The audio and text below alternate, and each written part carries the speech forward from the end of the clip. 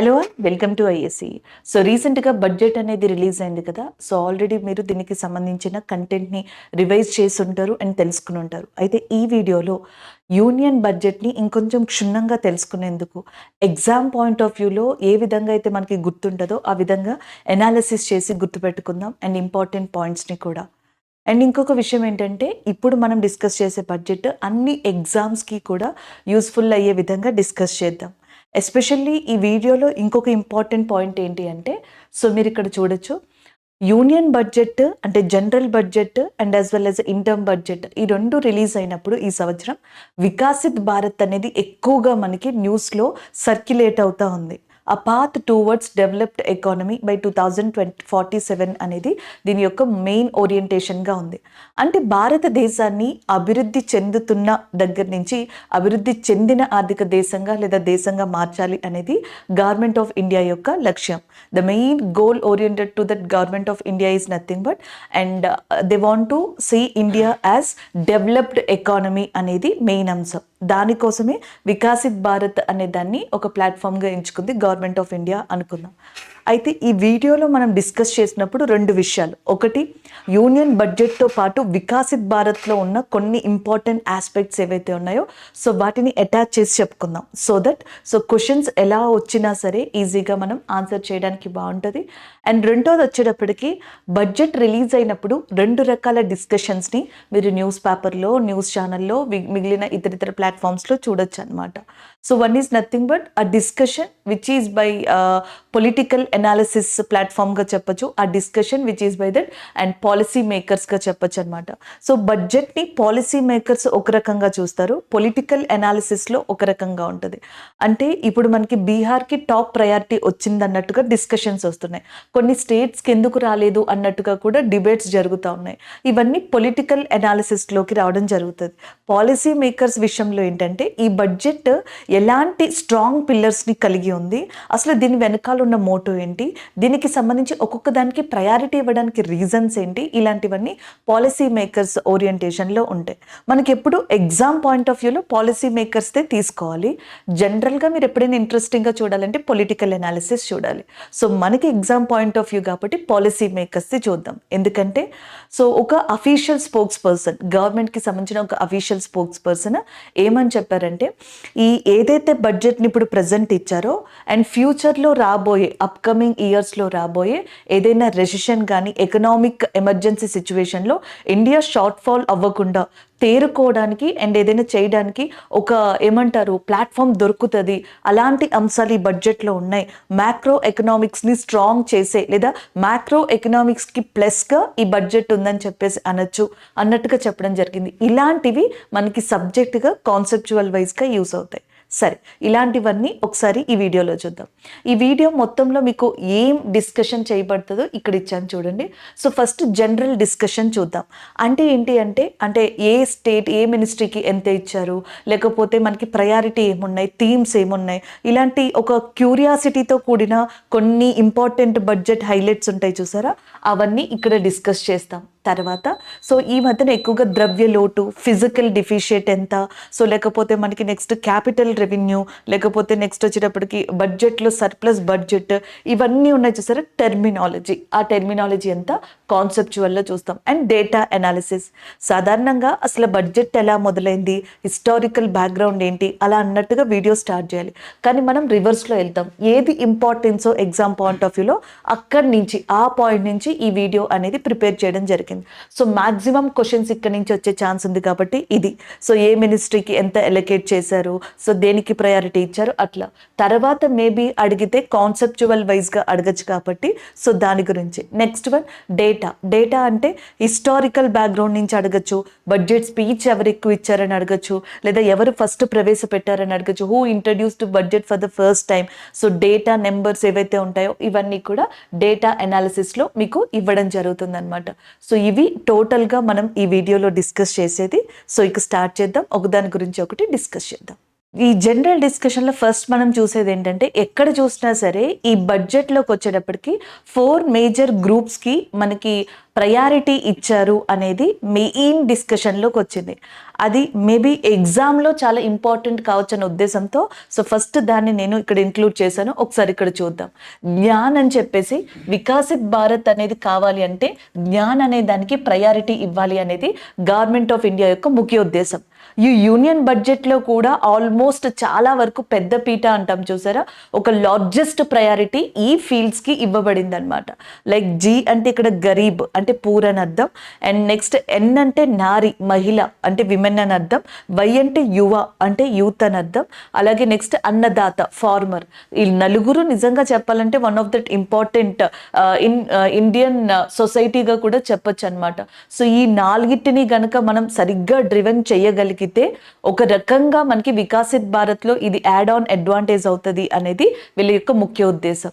కానీ exam point of వ్యూలో మీరు గుర్తుపెట్టుకోవాల్సింది ఏంటి, జ్ఞాన్ అనేది ఏదైతే ఉందో సో దాని గురించి గుర్తుపెట్టుకోవాలి. మిమ్మల్ని మిస్ మ్యాచ్ చేసి అడగడానికి చాలా అవకాశాలు ఇక్కడి నుంచి ఉన్నాయి. అండ్ ద నెక్స్ట్ వన్ అదే ఇక్కడ ఇంకోలా కూడా చూడొచ్చు, 4 ప్రయారిటీస్ అనమాట. Women, youth, poor, farmers. ఇప్పుడు చాలామంది పాలసీ మేకర్స్ చెప్పేది ఏంటి, ఈ దీని వెనకాలన్న మెయిన్ ఉద్దేశం ఏంటి అనేది చూద్దాం. అది ఎగ్జామ్ పాయింట్ ఆఫ్ వ్యూలో మనకి చాలా బాగా యూజ్ అవుతుంది. పొలిటికల్ అనాలిసిస్లో ఏం చెప్తున్నారంటే ఎందుకు ఈ సెక్టార్స్కి మాత్రమే వీళ్ళకి మాత్రమే ప్రయారిటీ ఇచ్చారు, ఇండియాలో ఇంకా ప్రయారిటీ ఇవ్వాల్సిన అంశాలు ఉన్నాయి, బట్ ఎందుకు ఈ 4ని తీసుకున్నారు అనేది పాలసీ మేకర్స్ విషయంలో ఏంటి అనేది చూద్దాం. The first one we will see that women గురించి చూద్దాం. సో ఇక్కడ జనరల్గా చూసినట్టయితే బడ్జెట్కి ముందరే మనకి గ్లోబల్ జెండర్ గ్యాప్ రిపోర్ట్ అనేది వచ్చింది. ప్రపంచంలో ఈ గ్లోబల్ జెండర్ గ్యాప్ రిపోర్ట్ అనేది పబ్లిష్ చేసేది ఎవరు అంటే వరల్డ్ ఎకనామిక్ ఫోరం. ఇలాంటి క్వశ్చన్స్ అడుగుతూ ఉంటారు, చూసుకోవాలి.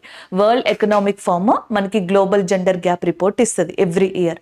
అదొక మాట చెప్పింది, ప్రపంచంలో ఈ లింగ భేదం జెండర్ గ్యాప్ మెన్ అండ్ విమెన్కి మధ్యలో వర్క్లో కావచ్చు ప్రయారిటీస్లో కావచ్చు తగ్గాలి అంటే ఇంకా 134 సంవత్సరాలు పడుతుందంట. అంటే 2158 ఇయర్కి మేబీ మనం గ్లోబల్ జెండర్ గ్యాప్ అనేది చూడవేమో. ఆ రిపోర్ట్లో ఇంకొక విషయం ఏం చెప్పింది అంటే జనరల్గా సౌత్రన్ ఏషియా మొత్తంలో ఇండియా 3rd లోయెస్ట్ ర్యాంక్లో ఉందంట, హైయెస్ట్లో కాదు 3rd లోయెస్ట్ ర్యాంక్లో ఉంది. దానికి వివిధ రకాల కారణాలు కూడా అయి ఉండొచ్చు. అయితే ఇందులో వీళ్ళు గ్లోబల్ జెండర్ గ్యాప్ రిపోర్ట్ని ప్రిపేర్ చేసేటప్పుడు ఏం మెజర్మెంట్స్ తీసుకుంటారో తెలుసా? ఒకటి వచ్చేటప్పటికి హెల్త్ అనేది చూస్తారు, సర్వైవల్నెస్ అనేది చూస్తారు, పొలిటికల్ ఎంపవర్మెంట్ చూస్తారు, ఎడ్యుకేషన్ ఏదైతే ఉందో అది చూస్తారు. సో కాబట్టి ఎవరైతే ఎగ్జామ్స్కి ప్రిపేర్ అవుతున్నారో కాంపిటేటివ్ ఎగ్జామ్స్కి ఇది చాలా ఇంపార్టెంట్ అనమాట. విమెన్కి ప్రయారిటీ ఇచ్చారు కదా, దాని వెనకాల చాలా హిడెన్ థింగ్స్ ఉన్నాయని చెప్పాలి. అందులో ఇది ఒక ఎగ్జాంపుల్గా మనం తీసుకోవచ్చు. ఇదేం వాళ్ళు చెప్పలేదు ఇదే రీజన్ అని, మనం అయి ఉండొచ్చు అని చెప్పేసి ఎనాలిసిస్ చేసుకుంటున్నాం అంతే. పొలిటికల్ ఎంపవర్మెంట్ అనేది it's a individual choice. Empowerment ఇవ్వాలి. సో ఇప్పుడు మీకు నాకు ఇంకొక అమ్మాయికి పొలిటికల్ ఎంపవర్మెంట్ ఫ్రీడమ్ ఇస్తే మేము పొలిటికల్ దాంట్లోకి వెళ్ళమా అనేది బై చాయిస్ అనమాట. కానీ ఇక్కడ చూడండి, ఎడ్యుకేషన్, హెల్త్, సర్వైవల్ అనేది ఖచ్చితంగా ఉండాలి. ఒక విమెన్కి ఇండిపెండెంట్గా ఉండడానికి, సెక్యూర్గా ఉండడానికి, లేదా మెన్తో ఈక్వల్గా ఉండడానికి గ్లోబల్ జెండర్ గ్యాప్ రిపోర్ట్లో సో ఏదైతే మనకి ఉందో మార్జినల్ దాన్ని క్లోజ్ చేయడానికి కూడా ఇలాంటివి అవసరం అన్నమాట. అందుకే గ్లోబల్ జెండర్ గ్యాప్ రిపోర్ట్ తర్వాత మనకి చాలా న్యూస్ వచ్చింది, మీరు చూడొచ్చు. అంతకు ముందర కూడా 2023 ఎండింగ్లోనే నరేంద్ర మోదీ గారు ఆల్రెడీ ఒక స్కీమ్ని అనౌన్స్ చేసి స్టార్ట్ చేశారు కదా, లఖపతి దీదీ యోజన, అలాగే నమో డ్రోన్ దీదీ. ఈ స్కీమ్స్ బడ్జెట్కి ముందరే మనకి ప్రవేశపెట్టడం జరిగిందని చెప్పేసి అనొచ్చు అనమాట. సో ఈ 2 స్కీమ్స్ ప్రకారం ఏంటంటే విమెన్ని ఎలా అయినా సరే ఇండిపెండెంట్గా నిలబెట్టాలి, ఎకనామికల్ పరంగా స్ట్రాంగ్ చెయ్యాలి. సో తను స్ట్రాంగ్ అయితే ఫ్యామిలీ స్ట్రాంగ్ అవుతుంది, ఫ్యామిలీ స్ట్రాంగ్ అయితే సొసైటీ స్ట్రాంగ్ అవుతుంది, ఎకనామిక్ డెవలప్మెంట్కి బాగుంటుంది అనే ఉద్దేశంతో. It's not for growth, it's not for economic growth, it's for economic development అనే దానిగా చూడాలి. ఆర్థిక ఎదుగుదల కన్నా సో ఇక్కడ విమెన్ ప్రయారిటీ దేనికంటే ఆర్థిక అభివృద్ధి కోసము అన్నట్టుగా చూస్తే బాగుంటుంది అన్నమాట. అది ఇక్కడ మెయిన్ అంశం. అండ్ ద నెక్స్ట్ వన్ చూడండి, నెక్స్ట్ వచ్చేటప్పటికి మనకి యూత్కి సంబంధించింది ఎందుకు తీసుకుని ఉండొచ్చు. There is a one more interesting thing. భారతదేశంలో as per that previous reports చూసుకుంటే 25 సంవత్సరాల లోపల ఉన్న వాళ్ళు 50% మన పాపులేషన్లో ఉన్నారంట. అలాగే 35 సంవత్సరాల లోపల ఉన్న వాళ్ళు కూడా చాలా ఎక్కువ మంది ఉన్నారు. అది జపాన్ లేదా చైనా లాంటి కంట్రీస్తో పోల్చుకుంటే మన కంట్రీలో యంగ్ పాపులేషన్ చాలా ఎక్కువ, మ్యాన్ పవర్ మనకి చాలా చాలా ఎక్కువ. మనకే కాకుండా ప్రపంచంలోని చాలా కంట్రీలకి మ్యాన్ పవర్ సప్లై చేయగలుగుతున్నామంటే అది కేవలం ఇండియాకే సాధ్యమైంది. అదే మ్యాన్ పవర్ని మనమే కంప్లీట్గా యూటిలైజ్ చేసుకోగలిగితే మ్యానుఫ్యాక్చరింగ్ ఇండస్ట్రీలో మ్యానుఫ్యాక్చరింగ్ సెక్టార్లో కావచ్చు, ఇండస్ట్రీ సెక్టార్లో కావచ్చు, ఈవెన్ టెక్నాలజీ సెక్టార్లో కావచ్చు, ఇలాంటి సెక్టార్స్ అన్నిట్లో కూడా ఇండియాకి చాలా ఎకనామికల్గా బెనిఫిట్ అనేది ఉంటుంది. అందుకే కదా మనకి కౌశల్ వికాస్ యోజన, ఎంఎస్ఎంఈ, స్టార్టప్స్ ఇవన్నీ కూడా దీన్ని బూస్టప్ చేయడానికే వచ్చినట్టుగా కూడా అనుకోవచ్చు అనమాట. అది ఒకటి. అండ్ దెన్ నెక్స్ట్ వన్ చూడండి. సో ఇక్కడ వచ్చేటప్పటికి ఐకర్ అని చెప్పేసి, అంటే Indian council of agriculture research ఏదైతే ఉందో, సో అది ఆల్రెడీ మనకి వన్ సైంటిస్ట్ వన్ ప్రొడక్ట్ అనే ఒక స్కీమ్ని లాంచ్ చేసింది. మనకి బడ్జెట్ రీసెంట్గా వచ్చింది. బడ్జెట్ కన్నా ముందర జూలై 15న ఈ న్యూస్ అనేది రావడం జరిగింది. అంటే అగ్రికల్చర్ని ఇప్పుడు మనం సైంటిఫికల్గా కూడా ముందుకు తీసుకెళ్ళడానికి ట్రై చేస్తున్నాం.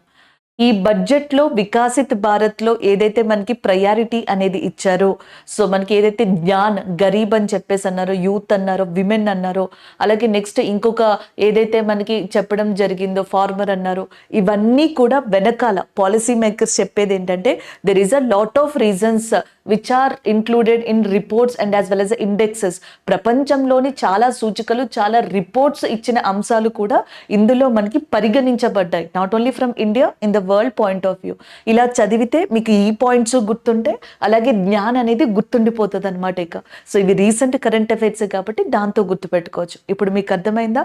ఈ 4 ఫీల్డ్స్కి, అంటే ఈ 4 కేటగిరీస్కి ఇండియాలో ఎందుకు బడ్జెట్లో ప్రయారిటీ ఇచ్చారంటే ఇదిగోండి, ఇది మనకి మెయిన్ రీజన్గా చెప్పొచ్చు అనమాట. సో బడ్జెట్లో చాలా ఇంట్రెస్టింగ్ థింగ్, చాలా చాలా ఇంపార్టెంట్ వన్న అందరూ క్యూరియాసిటీగా చూసేది ఇది.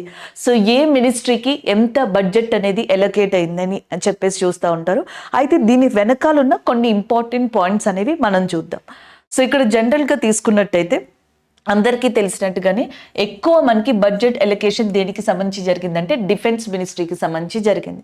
సో దాని తర్వాత ministry of roads and highways, దాని తర్వాత ministry of railways, ministry of food public distribution, home affairs, ఇలా ఉన్నాయి.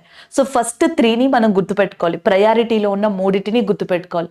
డిఫెన్స్ మినిస్ట్రీకి దాదాపుగా అప్రాక్సిమేట్లీ 6.1 lakh crore వరకు కూడా ఇవ్వడం జరిగింది, దాన్ని 6.2గా చెప్తున్నారు.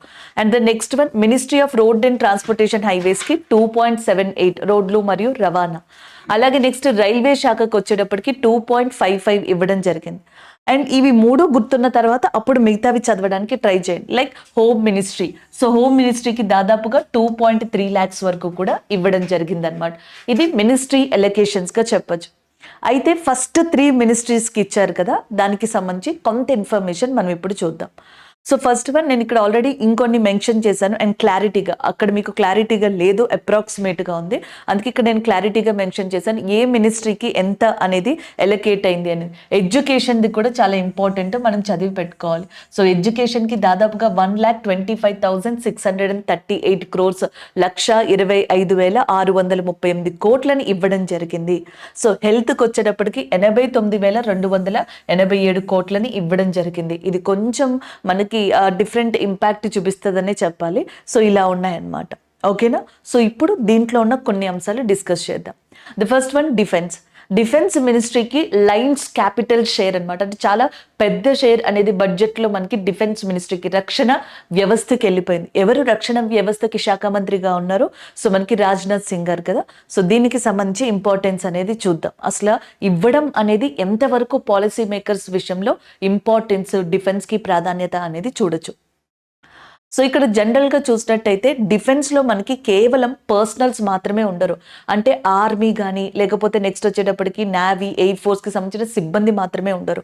నేవీకి సంబంధించి షిప్స్ ఉంటాయి, ఆర్మీకి సంబంధించి మిసైల్స్ ఉంటాయి, అండ్ ఎయిర్ ఫోర్స్కి సంబంధించి మనకి ప్లేన్స్, అలాగే యుద్ధ విమానాలు, ఇవన్నీ కూడా మ్యానుఫ్యాక్చర్ చేయాలి.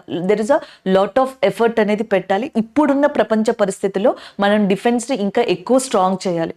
ఒకసారి ఈ రిపోర్ట్ చూడండి. సో ఈ రిపోర్ట్ మనకి బడ్జెట్ ఇవ్వక ముందరే వచ్చింది.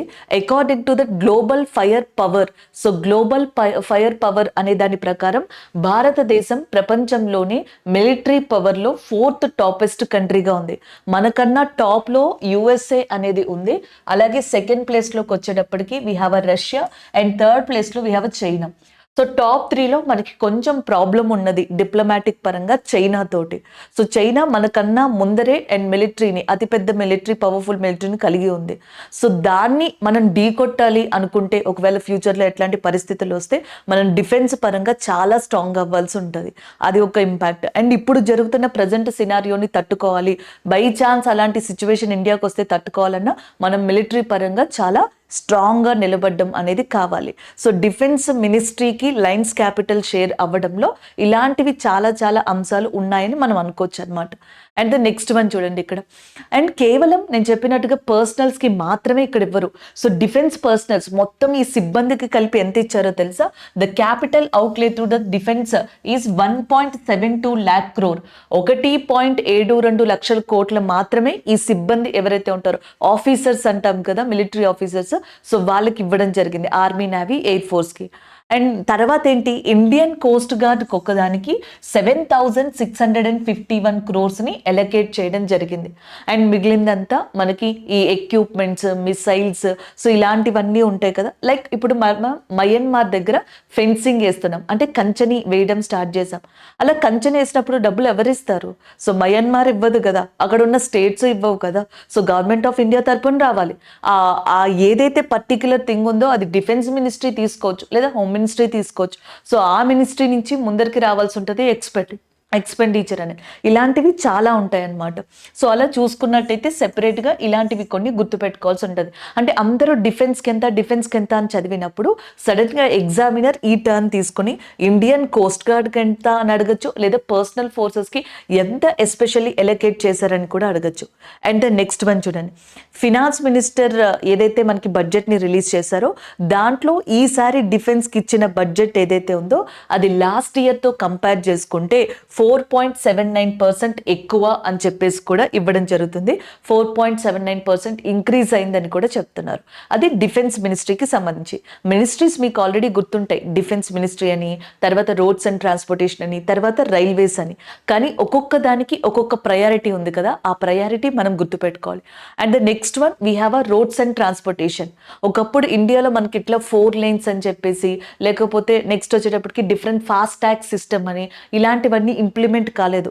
So fast tag system with that CC cameras అని, ఇలాంటివి డిఫరెంట్ సిస్టమ్స్ని మనకి రోడ్స్ అండ్ ట్రాన్స్పోర్టేషన్లో కూడా తీసుకొస్తున్నారు.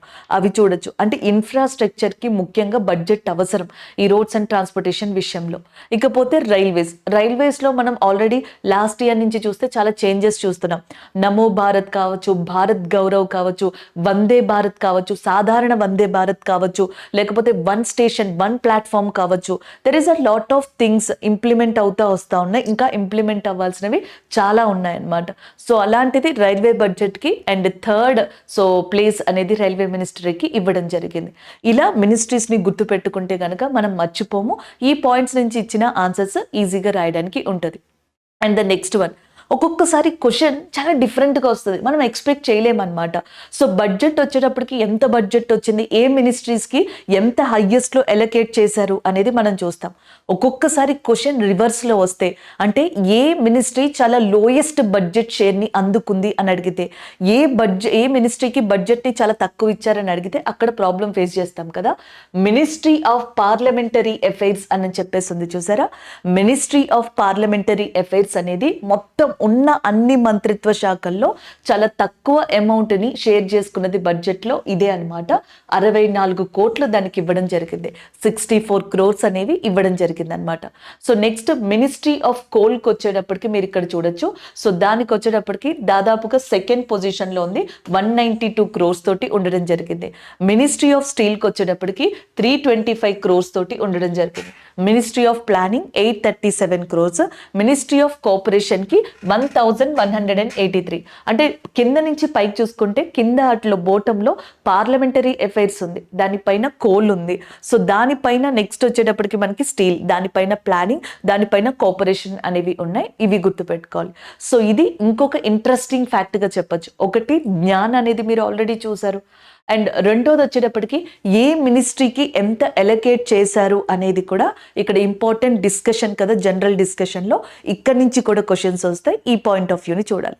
ఇక థర్డ్ హైలైట్ జనరల్ డిస్కషన్ బడ్జెట్లో ఏంటి అనేది చూద్దాం. So next one very interesting factor is ministry of external affairs అని చెప్పేసి అనొచ్చు అనమాట. విదేశీ వ్యవహారాలు. సో విదేశీ వ్యవహారాల మంత్రిత్వ శాఖకి ఈసారి 22,155 crores ఇవ్వడం జరిగింది. 22,155 crores 22,155 కోట్లు ఇవ్వడం జరిగింది అనమాట. అది లాస్ట్ ఇయర్ కంపేర్ చేసుకుంటే కొంత షార్ట్ ఫాల్ అనే చెప్పాలి. సో 2023లో అంటే లాస్ట్ ఇయర్ బడ్జెట్లో దాదాపుగా 29,121 crore 29,000 కోట్లు. సో ఇప్పుడు అది 22,000 కోట్లకి పడిపోయింది. దానికి డిఫరెంట్ కారణాలు అయి ఉండొచ్చు. సో ఇది మనకి మెయిన్గా చూడాలి, మినిస్ట్రీ ఆఫ్ ఎక్స్టర్నల్ అఫైర్స్ కి ఎంత మనీని ఎలకేట్ చేశారని. ఇప్పుడు సో దీంట్లో మన ఎగ్జామ్ పాయింట్ ఆఫ్ వ్యూలో ఏం చదువుకుంటే బాగుంటుంది అనేది చూద్దాం. మినిస్ట్రీ ఆఫ్ ఎక్స్టర్నల్ అఫైర్స్ కి మినిస్టర్ గా సుబ్రహ్మణ్యం జయశంకర్ గారు ఉన్నారు, ఆల్రెడీ అది మీకు తెలిసిందే. రెండో విషయం ఏంటంటే ఇందులో రెండు ఇంపార్టెంట్ ఆస్పెక్ట్స్ చూడాలి. ఫస్ట్ వన్, ఈ ఎక్స్టర్నల్ అఫైర్స్ మినిస్ట్రీకి టోటల్ అమౌంట్ ఎలికేట్ చేసింది కదా, దీంట్లో సో మనకున్న అలయన్స్ బట్టి రిలేషన్స్ని బట్టి కొన్ని కంట్రీలకి ప్రయారిటీ ఇవ్వడం జరుగుతుంది. ఆ కంట్రీలో ఉన్న ఇండియన్ ఎంబసీస్కి, ఆ కంట్రీస్కి సంబంధించిన ఏదైతే ప్రాజెక్ట్స్ కావచ్చు ఇంకా మిగతా సహకారాలు అసిస్టెన్సీ ఉన్నాయో దాన్ని బట్టి ప్రయారిటీ ఇస్తారు. సో ఈ మినిస్ట్రీకి ఎలికేట్ చేసిన దాంట్లో మనకి ఏ కంట్రీకి హైయెస్ట్ ప్రయారిటీ అనేది ఇచ్చామంటే భూటాన్కి. సో భూటాన్కి 2,068 కోట్లతో ప్రయారిటీ ఇవ్వడం జరిగింది. నెంబరింగ్ రాంగ్ ఉంది, ఈ నెంబరింగ్ చూడొద్దు. నెక్స్ట్ వన్ నేపాల్కి వచ్చేటప్పటికి 700 crores అండ్ మాల్దీవ్స్కి వచ్చేటప్పటికి 400 crores. మాల్దీవ్స్తో 2023లో మనకి ప్రాబ్లం వచ్చినప్పటికీ కూడా సో దాని తర్వాత కొంత సార్ట్ అవుట్ అయింది. అండ్ మాల్దీవ్స్ యొక్క ప్రెసిడెంట్ మొహమ్మద్ ముయిజు రీసెంట్గా ప్రైమ్ మినిస్టర్ నరేంద్ర మోదీ గారి ప్రమాణ స్వీకారం ఓత్ అండ్ అఫర్మేషన్కి కూడా అటెండ్ అవ్వడం జరిగింది ఆ సెరమనీకి. సో కాబట్టి మాల్దీవ్స్కి దగ్గర కొంత సార్ట్ అవుట్ అయిన తర్వాత ఇక్కడ చూడొచ్చు 400 crores, నేపాల్కి 700 అండ్ భూటాన్కి 2,068 crores ఇవ్వడం జరిగింది. ఈవెన్ శ్రీలంకకి 245, ఆఫ్ఘనిస్తాన్ రీసెంట్గా నేమ్ చేంజ్ అయింది కదా, ఇస్లామిక్ ఎమిరేట్స్ ఆఫ్ ఆఫ్ఘనిస్తాన్కి 200 crores, ఆఫ్రికన్ కంట్రీస్కి 200 crores ఇలాగా ఇవ్వడం జరిగింది అనమాట. సో ఇలాగ అలొకేట్ చేయడం జరిగింది. ఇది ఒక ఆస్పెక్ట్. రెండో విషయం ఏం గుర్తుపెట్టుకోవాలంటే ఇక్కడ చూడండి, the budget also allocated an additional 5 crores for Ministry of External Affairs aid for cultural and heritage projects bringing the total allocation of 15 crores. So మనకి అడిషనల్గా ఈ ఏదైతే కంట్రీస్ ఉన్నాయో ఆ కంట్రీస్కి డెవలప్మెంట్ ప్రాజెక్ట్స్కి ఎలికేట్ చేయడమే కాకుండా ఎక్స్టర్నల్ అఫైర్స్ మినిస్ట్రీ కింద సో ఒక 5 crores-కి 5 కోట్లని అడిషనల్గా దేనికోసం ఎస్పెషల్లీ ఈ బడ్జెట్లో ఎక్స్టర్నల్ అఫైర్స్ మినిస్ట్రీకి ఇచ్చింది అంటే కల్చరల్ ఓరియంటేషన్లో ఇచ్చింది అని చెప్పేసి అంటున్నారు. ఏ ఓరియంటేషన్? Cultural orientation. దాని అర్థం ఏంటి? ఒక ఎగ్జాంపుల్ చూద్దాం. మీకు June 21st international yoga day అనేది జరుగుతుంది. సో ఇది ఇండియాలోనే కాకుండా ప్రపంచంలో చాలా కంట్రీస్లో, మనకన్నా ఎక్కువగా ఫారిన్ కంట్రీస్లోనే దీని సెలబ్రేషన్స్ బాగా జరుగుతాయి. అయితే ఆ ఫారిన్ కంట్రీస్లో ఫర్ ఎగ్జాంపుల్ మనకి ఏ ఫ్రాన్స్లోనో జరుగుతుంది, ఏ ఇటలీలోనో జరుగుతుంది, అక్కడ ఇండియన్ ఎంబసీ ఉంటుంది కదా, ఆ ఇండియన్ ఎంబసీ ఏదో ఒక ప్రోగ్రామ్ని కండక్ట్ చేయాల్సి ఉంటుంది. సో దానికి మనం కొంత మనీని ఎక్స్పెండిచర్ని చూపించాలి కదా. సో అది కల్చరల్ ఓరియంటెడ్ ఎక్స్పెండిచర్లోకి వస్తుంది మినిస్ట్రీ ఆఫ్ ఎక్స్టర్నల్ అఫైర్స్ కింద. లేదా ఇది చూడండి, ఫర్ ద ఫస్ట్ టైం మనకి హిందీలో ఒక రేడియో బ్రాడ్కాస్ట్ సర్వీస్ని కువైట్లో ఇండియన్ ఎంబసీ స్టార్ట్ చేసింది. మన భారత రాయబార కార్యాలయం ఏదైతే ఉందో అది కువైట్లో for the first time radio సర్వీస్ని మన హిందీ లాంగ్వేజ్లో స్టార్ట్ చేసింది అనమాట. మరి దానికి మనీ కువైట్ ఇచ్చిందా? లేదు, ఇండియన్ గవర్నమెంట్. ఎలా ఇస్తుంది అంటే ఇదిగోండి, ఇది చూడండి. సో మనకి ఏదైతే కల్చరల్ అండ్ హెరిటేజ్ ప్రాజెక్ట్స్ ఉన్నాయో ఆ ఆస్పెక్ట్ కింద ఈ మనీని ఇవ్వడం జరుగుతుంది. సో ఈ రెండు కరెంట్ అఫైర్స్ మనకి చదివినట్టు ఉంటుంది, అలాగే ఈ పాయింట్ని అర్థం చేసుకున్నట్టు ఉంటుంది. సో ఇప్పటికి నేను మీకు 3 highlights ఆఫ్ బడ్జెట్ గురించి డిస్కస్ చేశాను. ఒకటి వచ్చేటప్పటికి జ్ఞాన్ గురించి, రెండోది మినిస్ట్రీస్ గురించి, మూడోది ఎస్పెషల్లీ ఎక్స్టర్నల్ అఫైర్స్ మినిస్ట్రీలో ఎగ్జామ్ పాయింట్ ఆఫ్ వ్యూలో మనం గుర్తుపెట్టుకోవాల్సిన అంశం గురించి డిస్కస్ చేశాం. నెక్స్ట్ హైలైట్ ఏదైతే ఉందో సో అది ఒకసారి చూద్దాం. సో నెక్స్ట్ వన్, మినిస్ట్రీస్కి చూసాం ఆల్రెడీ, ఎవరికి ప్రయారిటీ ఇచ్చారనేది కూడా చూసాం. అయితే ఇండియాలో గవర్నమెంట్ ఆఫ్ ఇండియా ఎక్స్పెండిచర్ని ఎక్కువగా చేసే దాంట్లో ఒకటి స్కీమ్స్కి సంబంధించి ఎక్కువగా ఖర్చు పెట్టే దాంట్లో సో ప్రతి గవర్నమెంట్ డిసైడింగ్ ఫ్యాక్టర్లో ఒకటి ఉండేది స్కీమ్స్ అన్నమాట. ఏదైనా ఎలక్షన్స్ అప్పుడు కానీ నెక్స్ట్ కానీ గవర్నమెంట్ని డిసైడ్ చేసే ఫ్యాక్టర్స్లో ఉండే కీ రోల్ ప్లే చేసేది ఏది స్కీమ్స్.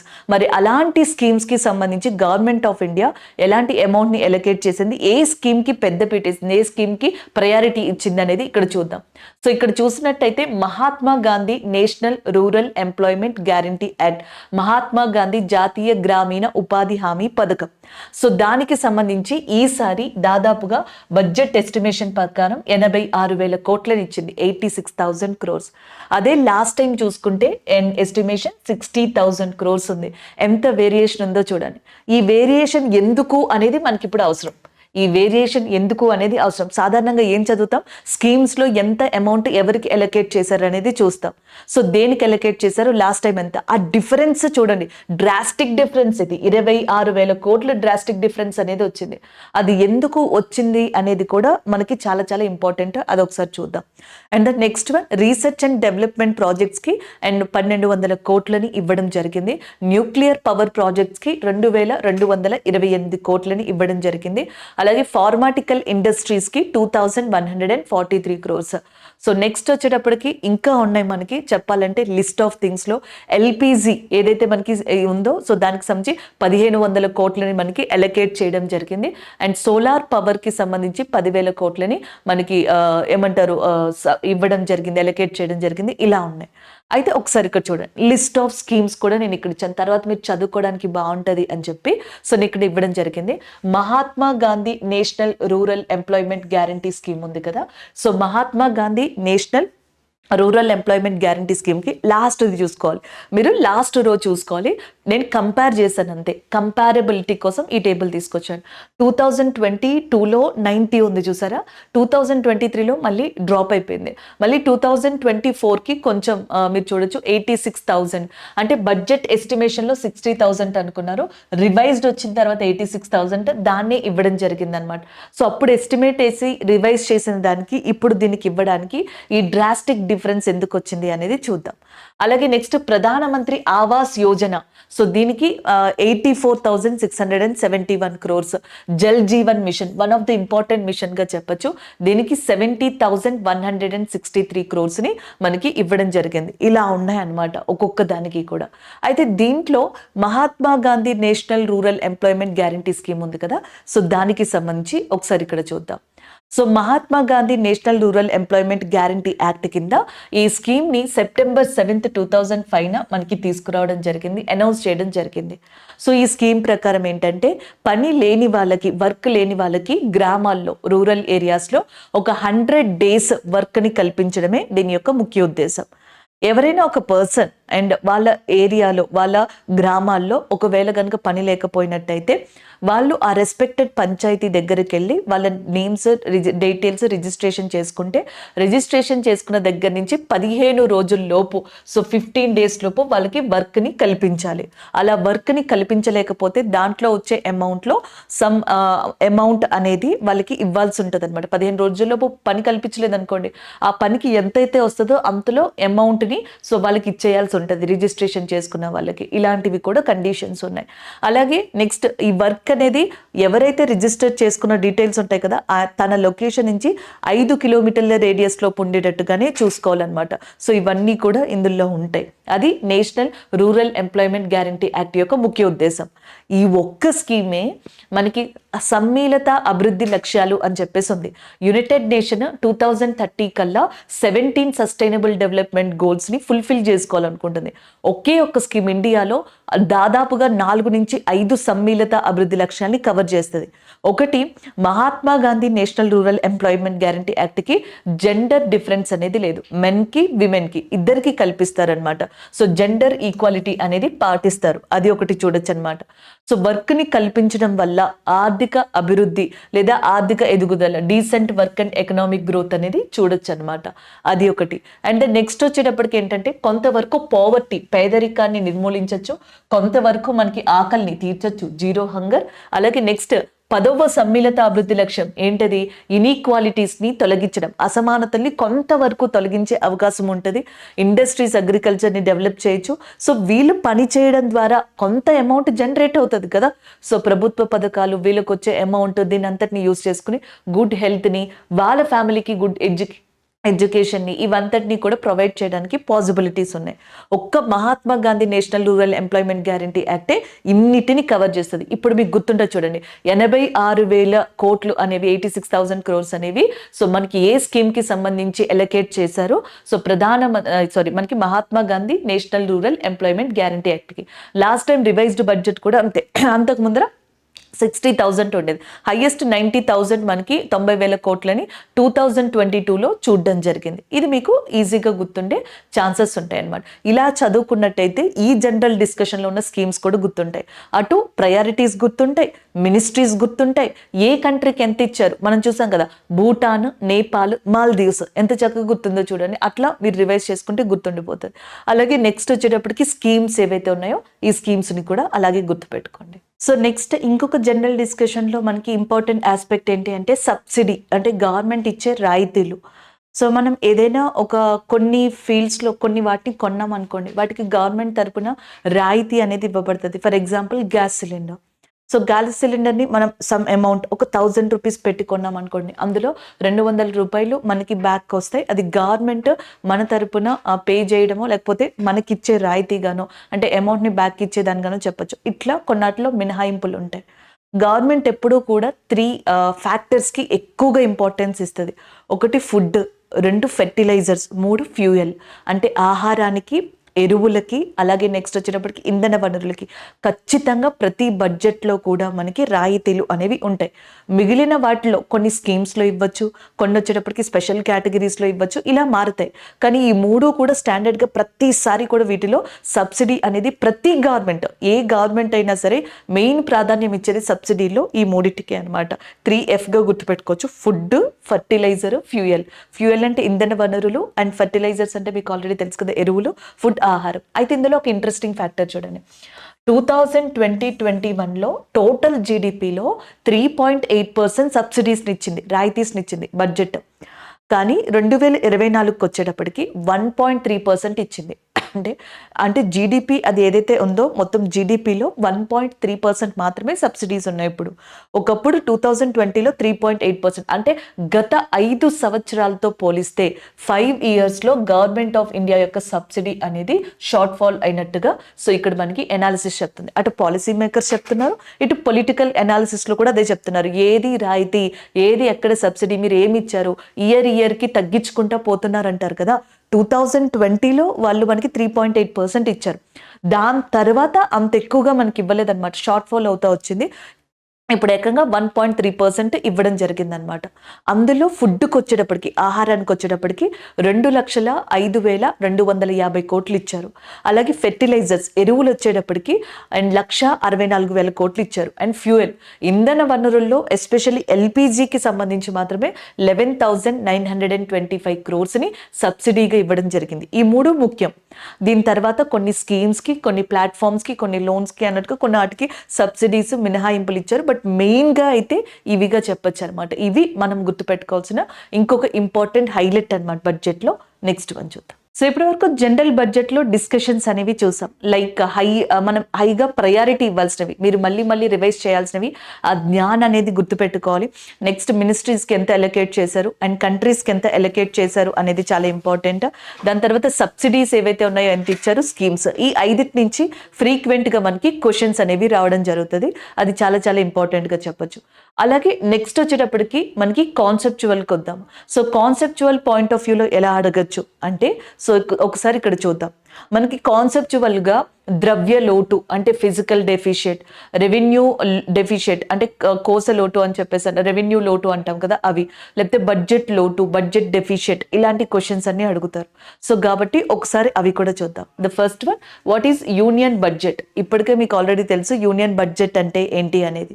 అంటే గవర్నమెంట్ ఆఫ్ ఇండియాకి సంబంధించి ఒక రోడ్ మ్యాప్ లాంటిది, ఒక ఫినాన్షియల్ ఇయర్లో రోడ్ మ్యాప్ లాంటిది అని చెప్పేసి అంటాం. సాధారణంగా ఫినాన్షియల్ ఇయర్ ఆర్థిక సంవత్సరం అంటే ఏప్రిల్ 1 నుంచి మార్చ్ 31, నెక్స్ట్ ఇయర్ మార్చ్ 31 వరకు చూస్తాం కదా. సో అది ఫినాన్షియల్ ఇయర్గా తెలుసుకుంటాం కదా. అలాంటి ఫినాన్షియల్ ఇయర్లో గవర్నమెంట్ దేనికి ఎంత ఖర్చు పెట్టబోతుంది అనే ఒక అంచనా, ఒక అందాజా ఏదైతే ఉంటుందో, సో దానికి సంబంధించిన ఒక కంప్లీట్ ప్రొఫైలిక్ పిక్చరే, ఒక డేటానే బడ్జెట్గా తీసుకోవచ్చు అనమాట. అలా మాట్లాడొచ్చు దీని గురించి. ఇంకొక విధంగా ఎలా చెప్పచ్చు అంటే total expenditures and total revenue, గవర్నమెంట్కి వచ్చే ఆదాయం ఏదైతే ఉంటుందో అది, గవర్నమెంట్ ఏదైతే ఖర్చు పెడుతుందో అది, ఈ టోటల్ ప్రాసెస్ని కూడా మనం బడ్జెట్గా తీసుకోవచ్చు అనమాట. సో ఇందులో 2 రకాల బడ్జెట్స్ ఉంటాయి, వాటి గురించి అడిగే ఛాన్స్ ఉంటుంది. ఒకటి సర్ప్లస్ బడ్జెట్ అని చెప్పేసి అంటాం. ఏమంటాం? సర్ప్లస్ బడ్జెట్ అని చెప్పేసి అంటాం. ఇంకొకటి డెఫిషియేట్ బడ్జెట్ అంటాం. ఇంకొకటి డెఫిషియేట్ బడ్జెట్గా చెప్పచ్చు అనమాట. సర్ప్లస్ అంటే అందులోనుంది ఎక్కువ అని, అంటే గవర్నమెంట్కి రెవెన్యూ జనరల్గా చాలా ఎక్కువగా రావడం జరుగుతుంది, ఖర్చు పెట్టేది చాలా తక్కువ ఉంటుంది. అలాంటి దాన్ని సర్ప్లస్ బడ్జెట్ అని చెప్పేసి అంటారు. And the next one deficit budget. So deficit budget అంటే గవర్నమెంట్ ఏమో ఖర్చు పెట్టేది ఎక్కువ అండ్ యాజ్ వెల్ యాజ్ దానికి వచ్చేదేమో తక్కువ. అలాంటి దాన్ని మనకి ఏమని చెప్పేసి అంటామంటే డెఫిషియేట్ బడ్జెట్ అని చెప్పేసి అంటాం. నాకు ఇయర్ గుర్తులేదు కానీ ఇండియాలో ఒక బడ్జెట్ని బ్లాక్ బడ్జెట్ అని కూడా అంటారు. దాదాపుగా గవర్నమెంట్ ఆఫ్ ఇండియా ఆ టైంలో 500 కోట్లు 500 crores డెఫిషియేట్ అనేది చూపించిందంట. ఇప్పుడు మీకు అర్థమైంది కదా. సో ఎప్పుడైతే ఖర్చు పెట్టేది ఎక్కువ ఉందో, రెవెన్యూ తక్కువ వస్తుందో, ఆదాయం తక్కువ వస్తుందో, సో దాన్ని డెఫిషియేట్ బడ్జెట్ కింద చెప్పడం జరుగుతుంది అనమాట. Is it clear? ఓకేనా? సో నెక్స్ట్ వన్, ఈ బడ్జెట్ గురించి తెలుసుకున్న తర్వాత ఇందులో ఎకానమీ పాయింట్ ఆఫ్ వ్యూలో ఇంకా ఏ టెర్మినాలజీని నేర్చుకోవాలి అనేది చూద్దాం. మనం బడ్జెట్ అంటాం కానీ గవర్నమెంట్ ఆఫ్ ఇండియా మనకులాగే ఆలోచిస్తుంది. ఒక నార్మల్ ఫ్యామిలీ, సాధారణంగా ఒక మిడిల్ క్లాస్ ఫ్యామిలీ ఎలా ఆలోచిస్తుంది?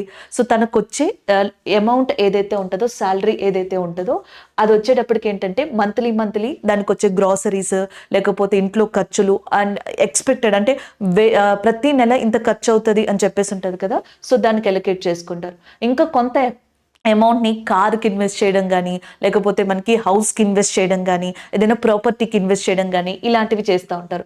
అంటే మనం నార్మల్ ఫ్యామిలీస్లోనే ఏం చేస్తాం, మనకు వచ్చే శాలరీలో కొంత ఇమీడియట్గా ఖర్చు పెట్టాల్సింది ఉంటుంది. సో మనం జనరల్గా ఈ గ్రాసరీస్కి ఖర్చు పెడతాం. దానివల్ల మనకి ఏమైనా లాభం ఉందా? లాభం లేదు. మనం జస్ట్ సర్వైవ్ అవ్వడానికి అది కదా. సో నెక్స్ట్ ఈ బిల్డింగ్ లేకపోతే కారు, వీటి మీద ఇన్వెస్ట్ చేస్తాం, వీటి మీద ఖర్చు పెడతాం. వీటి వల్ల లాభం ఉందా అంటే ఉంది. ఒక వస్తువు మనకి అలా ఉండిపోతుంది, ఒక అసెట్ కింద ఉండిపోతుంది.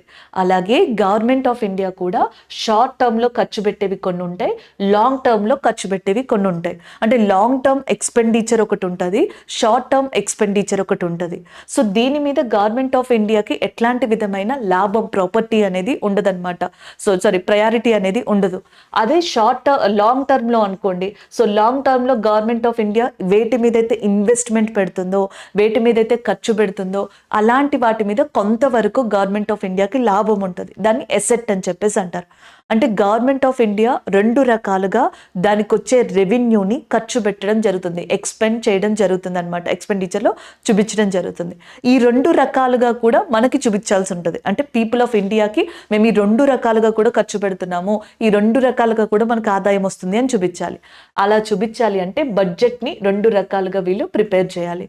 ఒకటి వచ్చేటప్పటికేమో రెవెన్యూ బడ్జెట్ అని చెప్పేసి అంటాము, అండ్ ఇంకొకటి వచ్చేటప్పటికి క్యాపిటల్ బడ్జెట్ అని చెప్పేసి అంటాము. అర్థమైందా?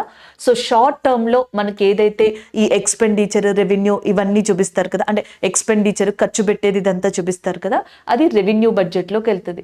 క్యాపిటల్ బడ్జెట్లోకి వచ్చేటప్పటికి ఏంటి అంటే మనకి లాంగ్ టర్మ్ ప్రొసీజర్ అనమాట.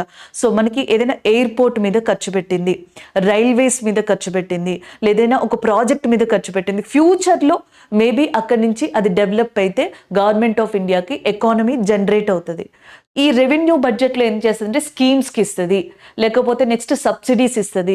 దీనివల్ల గవర్నమెంట్ ఆఫ్ ఇండియాకి ఏ లాభం అనేది ఉండదు, కానీ వెల్ఫేర్ ఆఫ్ ద పీపుల్ అనమాట, అది అక్కడ లాభం. సో ఇలాగా బడ్జెట్ని 2 రకాలుగా చూస్తాం. ఒకటి రెవెన్యూ పరంగా చూస్తాం, ఇంకొకటి క్యాపిటల్ పరంగా చూస్తాం. ఈ రెండిటిలో కూడా సో జనరల్గా మనం యూజ్ చేసేది ఒకటే, 2 మాటలు యూజ్ చేస్తాం. ఒకటి ఆదాయం అనేది యూజ్ చేస్తాం, ఇంకొకటి ఖర్చు అనేది అంటాం. ఇంగ్లీష్లో దీనిని ఎక్స్పెండిచర్ అని చెప్పేసి అనొచ్చు. దీనిని వచ్చేటప్పటికి రెసిప్టెన్స్ అని చెప్పేసి చెప్తారనమాట. రెవెన్యూ బడ్జెట్ అని అడిగామనుకోండి, total receipts and total expenditure.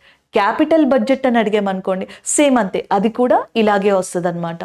అయితే రెవెన్యూ బడ్జెట్ వచ్చేటప్పటికి గవర్నమెంట్కి రెవెన్యూ అంటే రెసిప్టెన్స్ ఏ విధంగా వస్తుంది, ఆదాయం ఎలా వస్తుంది, ట్యాక్సెస్ రూపంలో వస్తుంది. అంటే పన్నుల రూపంలో గవర్నమెంట్ ఆఫ్ ఇండియాకి రెవెన్యూ అనేది జనరేట్ అవ్వడం జరుగుతుంది. లేదా నాన్ ట్యాక్సెస్ రూపంలో కూడా గవర్నమెంట్ ఆఫ్ ఇండియాకి కొన్ని చోట్ల మనకి రెవెన్యూ జనరేట్ అవుతుంది అనమాట. అట్లా ఖర్చు పెట్టడం అంటే నేను చెప్పాను కదా, స్కీమ్స్ అని, సబ్సిడీస్ అని, ఇలాగా మనకి డెవలప్మెంట్ ప్రాజెక్ట్స్ అని ఇట్లాంటి వాటికి వెళ్ళిపోతాయి. క్యాపిటల్ దానికి వచ్చేటప్పటికి ఏంటంటే గవర్నమెంట్ రెండు రకాలుగా ఆదాయాన్ని జనరేట్ చేసుకుంటుంది. ఒకటి వచ్చేటప్పటికి డెప్ట్ రూపంలో, అంటే అప్పు రూపంలో.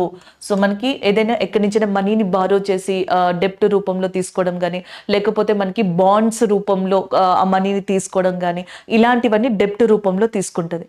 నాన్ డెప్ట్ అంటే అప్పు కాకుండా కూడా గవర్నమెంట్ ఆఫ్ ఇండియాకి క్యాపిటల్ పరంగా రెవెన్యూ అనేది జనరేట్ అవుతుంది. ఎలాగా నేను చెప్పాను కదా, గవర్నమెంట్ ఆఫ్ ఇండియాకి కొన్ని ప్రాపర్టీస్ ఉంటాయి, లేకపోతే మనకి కొంత ల్యాండ్ ఉంటుంది, లేకపోతే కొన్ని కంపెనీస్ ఉంటాయి. సో ఆ కంపెనీస్ని మనకి జనరల్గా ఏమంటారు, అమ్మేయడం ద్వారా, సెల్ చేయడం ద్వారా, లేకపోతే లీజ్కి ఇవ్వడం ద్వారా, ఇలాంటి వాటి వల్ల కూడా దానికి మనీ అనేది జనరేట్ అవుతుంది. ఈ రెండు రకాలుగా క్యాపిటల్ బడ్జెట్లో గవర్నమెంట్ ఆఫ్ ఇండియాకి మనీ అనేది జనరేట్ అవ్వడం జరుగుతుంది. ఖర్చు పెట్టడం, ఒకవేళ అది ఎక్స్పెండిచర్ పెట్టాల్సి ఉంటే నేను చెప్పాను కదా, సో మనకి లాంగ్ టర్మ్ ప్రాజెక్ట్స్ ఏవైతే ఉంటాయో, సో లేకపోతే ఇన్వెస్ట్మెంట్ ప్రాజెక్ట్స్ ఏవైతే ఉంటాయో, ఇలాంటి వాటన్నిటిలో కూడా అది ఎక్స్పెండిచర్ని పెట్టడం జరుగుతుంది. ఈ టోటల్ని, సో మొత్తం వీటన్నిటినీ కూడా మనకి బడ్జెట్ రూపంలో చూపిస్తారనమాట. సో అది రెవెన్యూ బడ్జెట్, క్యాపిటల్ బడ్జెట్ అని చెప్పేసి అంటారు. ఇప్పుడు మీకు అర్థమైందా కదా. సో టోటల్ బడ్జెట్ డెఫిషియట్ అంటే మొత్తం ఇదంతా వస్తుంది అనమాట. ఇందులో వచ్చింది. Only revenue budget deficit, revenue lot అంటే ఇది. క్యాపిటల్ బడ్జెట్ డెఫిషియట్ అంటే ఇది వస్తుంది. అలాగా ఒక్కొక్క దాని గురించి మనం మాట్లాడడం జరుగుతుంది. Is it clear? I hope మీకు ఈ ఇంట్రడక్షన్ అర్థమైంది అనుకుంటాను. పదాలు మీకు అలవాటు అయి ఉంటాయి అనుకుంటున్నాను. సో ఒకసారి చూడండి. సో మనకి మ్యాప్ చూస్తే మైండ్ మ్యాప్ లాంటిది ఇలా ఉంటుంది. సో జనరల్గా గవర్నమెంట్ బడ్జెట్ రెండు రకాలుగా ప్రిపేర్ చేస్తుంది. ఒకటి రెవెన్యూ, రెండు క్యాపిటల్. సో రెవెన్యూ వచ్చేటప్పటికి ఇలా ఉంటుంది, క్యాపిటల్ వచ్చేటప్పటికి ఇలా ఉంటుంది. సో మళ్ళీ రెవెన్యూ వచ్చేటప్పటికి ఇలాగా ట్యాక్స్ రూపంలో, నాన్ ట్యాక్స్ రూపంలో వస్తుంది. ట్యాక్స్ అంటే పన్ను అనేది డైరెక్ట్గా కానీ ఇండైరెక్ట్గా కానీ ఉండడం జరుగుతుంది. సో ఈ విధంగా గవర్నమెంట్ యొక్క బడ్జెట్ స్ట్రక్చర్ అనేది ఉంటుందన్నమాట. దీన్ని నోట్స్ రూపంలో మీకు ఆల్రెడీ ఇస్తున్నాను. అటు ఇంగ్లీష్ మీడియం అయినా తెలుగు మీడియం అయినా ఇద్దరికి యూజ్ అయ్యేలాగా ఒకసారి ఇక్కడ చూసుకోండి. సో బడ్జెట్ విషయానికి వచ్చేటప్పటికి మీరు ఏం గుర్తుపెట్టుకుంటారు? So first one capital budget అనే దాన్ని తీసుకోండి. దీన్ని తెలుగులో మూలధన బడ్జెట్ అని చెప్పేసి అంటారు. సో ఇందులో రెసిప్ట్స్ ఉంటాయి, ఎక్స్పెండిచర్ ఉంటుంది. రెసిప్ట్స్ అనేది మళ్ళీ ఎలా ఉంటుంది, 2 టైప్స్లో ఉంటుంది, 2 రకాలుగా. ఒకటి అప్పు రూపంలో, అప్పు కాకుండా, డెప్ట్ అండ్ నాన్ డెప్ట్ అని చెప్పేసి అంటాం. ఆ విధంగా ఇక్కడ వస్తుంది. ఇటు వచ్చేటప్పటికి మనకి రెవెన్యూ బడ్జెట్ అని చెప్పేసి అంటాం. ఇందులో కూడా ఆదాయం, వ్యయం ఉంటుంది. మళ్ళీ ఆదాయం అంటే రెసిప్ట్స్ అనేవి ఎలా వస్తాయి, ట్యాక్స్ రూపంలో, నాన్ ట్యాక్స్ రూపంలో రావడం జరుగుతుంది. ఇక్కడ ఎక్స్పెండిచర్ కూడా గవర్నమెంట్ ఆఫ్ ఇండియాకి 2 రకాలుగా ఉంటుంది. ఒకటి ప్లాన్డ్ ఎక్స్పెండిచర్ అంటాం, రెండోది అన్ప్లాన్డ్ ఎక్స్పెండిచర్ అంటాం. ఒకటి ప్లాన్డ్ ఎక్స్పెండిచర్, రెండోది అన్ప్లాన్డ్ ఎక్స్పెండిచర్ అంటాం. ప్లాన్డ్ ఎక్స్పెండిచర్ అంటే ఇప్పుడు మనకి చెప్పి చేస్తున్నారే ఇవన్నీ, ఈ స్కీమ్స్ కింద, ఈ మినిస్ట్రీ కింద, ఈ ప్రాజెక్ట్ ఇది అని చెప్పి అదంతా. అన్ప్లాన్డ్ అంటే సడన్గా ఎక్కడైనా అర్త్క్వేక్, సడన్గా ఏదైనా ఫ్లడ్స్, సడన్గా ఏదైనా ల్యాండ్ స్లైడ్ జరగచ్చు, ఇంకా ఏదైనా. సో అట్లాంటి వాటికి ఏంటి అన్ప్లాన్డ్ ఎక్స్పెండిచర్ ఉంటుంది కదా, అలాంటివి. ఇలా 2 రకాలుగా ఉంటాయి. జనరల్గా బడ్జెట్లో మనకి ప్లాన్డ్ ఎక్స్పెండిచర్ అనేది చూపించడం జరుగుతుంది. ఈజీ క్లియరా అండి? సో ఇది మీరు గుర్తుపెట్టుకోవాల్సిన మెయిన్ అంశం ఇందులో. అండ్ ద నెక్స్ట్ వచ్చేటప్పటికి ఇక్కడ చూడండి. ఇక్కడ నేను మీకు ఈజీగా ఉండడానికి రాశాను. రెవెన్యూ బడ్జెట్కి, క్యాపిటల్ బడ్జెట్కి సాధారణంగా డిఫరెన్స్ ఎలా గుర్తుపడతారంటే, ఇదేం డెఫినేషన్ కాదు, జస్ట్ గుర్తు పెట్టుకోవడానికి ఒక ట్రిక్ లాంటిది అనుకోండి. సో రెవెన్యూ బడ్జెట్ అంటే మీకు షార్ట్ టర్మ్ అంటే లెస్ దెన్ 1 ఇయర్ లేదా 1 ఇయర్ అనేది గుర్తుండాలి. అలాగే నెక్స్ట్ క్యాపిటల్ అంటే లాంగ్ టర్మ్, సుదీర్ఘ కాలంలో వచ్చే ఆదాయం కావచ్చు, ఖర్చు పెట్టే వాటి మీద కావచ్చు, ఇవన్నీ కూడా క్యాపిటల్ బడ్జెట్లోకి రావడం జరుగుతుంది. And the next one revenue receipts అంటే మనకి ఏముంటాయి, ట్యాక్స్, ఇన్కమ్ ట్యాక్స్ అని, జిఎస్టీ అని, ఇలాంటివన్నీ దాంట్లో ఉంటాయి. And the next one non tax, పన్నుయేతర. క్యాపిటల్ రెసిప్ట్స్ నేను చెప్పాను కదా, డెప్ట్ రూపంలో, అప్పు రూపంలో, గవర్నమెంట్ సెక్యూరిటీస్ అని, ట్రెజరీ బిల్స్ అని ఇలాంటివి. ఈ రెండు ఒకటే, గవర్నమెంట్ సెక్యూరిటీస్, ట్రెజరీ బిల్స్ ఒకటే. ఇది లాంగ్ టర్మ్లో తెచ్చుకునేది, ఇది షార్ట్ టర్మ్, 1 నైట్ అని చెప్పేసి, అంటే 24 అవర్స్లో ఇట్లాంటివన్నీ కూడా ఉంటాయి, 19 డేస్ అని ఇట్లాంటివన్నీ షార్ట్ టర్మ్లో తీసుకొచ్చేవి. స్మాల్ సేవింగ్స్ ద్వారా కూడా తెచ్చుకుంటుంది అనమాట. ఇవన్నీ నాన్ డెబిట్లో అంటే ఇంట్రెస్ట్ రూపంలో రావచ్చు, డిస్ఇన్వెస్ట్మెంట్ అంటే ఏదైనా ప్రాపర్టీస్, ఆస్తుల్ని అమ్మి కూడా మనకి సెల్ చేసి తీసుకోవచ్చు, లీజ్కి ఇచ్చి తీసుకోవచ్చు.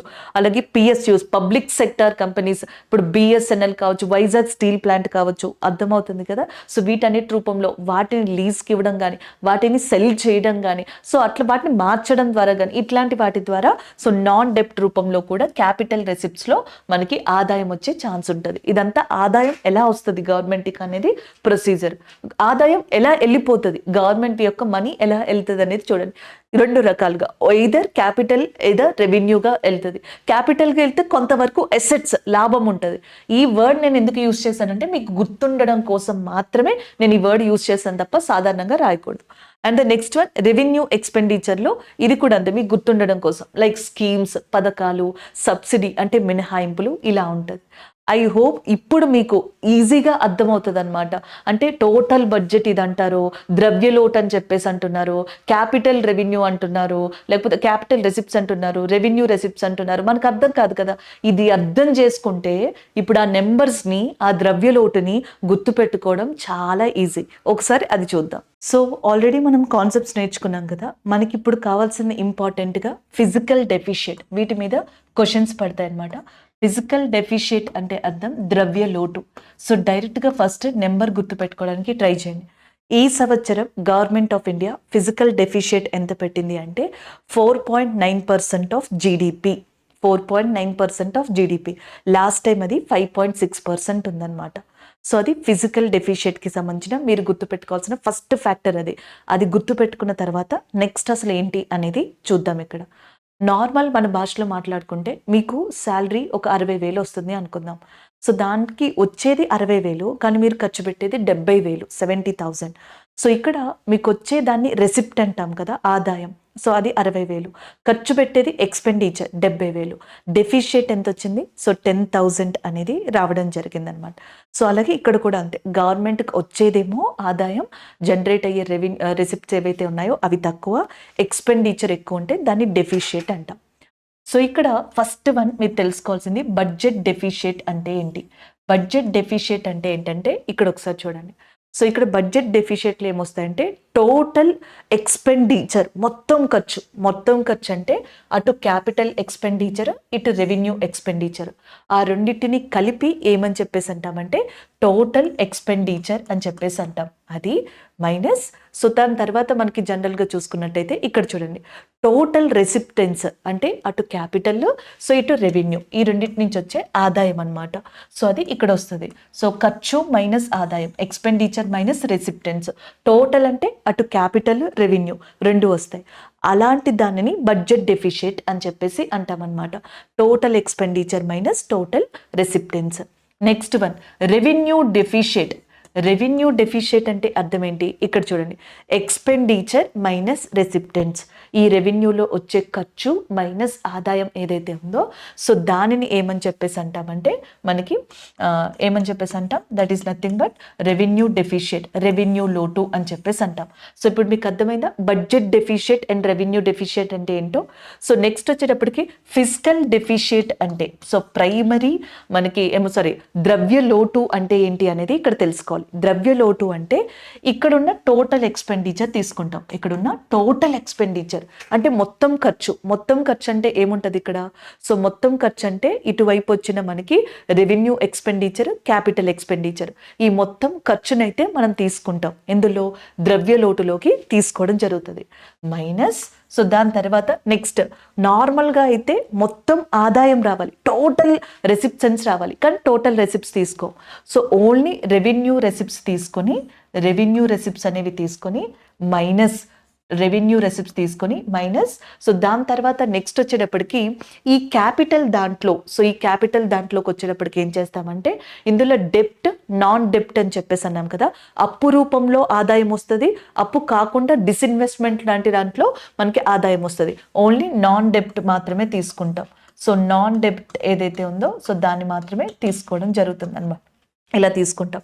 So total expenditure minus so మనకి ఏదైతే రెవెన్యూ రెసిప్ట్స్ వస్తుందో అది, నాన్ డెప్ట్ నుంచి వచ్చే అమౌంట్ ఏదైతే ఉంటుందో అది, సో తీసుకుని వచ్చేదాన్ని ఫిజికల్ డెఫిషియేట్ అని చెప్పేసి అంటాం.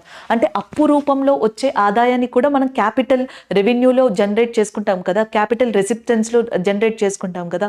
అయితే ఇక్కడ ఆ డెప్ట్ ఏదైతే ఉందో government security bills, tea bills అవేమి ఇక్కడ తీసుకోమన్నమాట. సో అలాంటి దాన్ని ఫిజికల్ డెఫిషియేట్ అంటాం. ఈ ఫిజికల్ డెఫిషియేట్ ప్రాథమిక లోటుని ద్రవ్య లోటుని గవర్నమెంట్ ఆఫ్ ఇండియా ఎంత ఉంచింది, 4.9% ఆఫ్ జీడిపి అని చెప్పేసింది.